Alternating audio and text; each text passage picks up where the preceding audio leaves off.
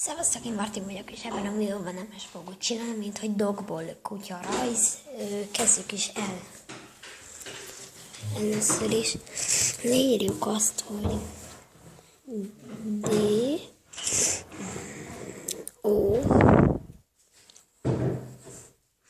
és egy G. Először is csinálunk egy ilyet, utána ezt így összekötjük. Ide egy pöttyöt, ide is egy pöttyöt, ezt így, ezt így, és ezt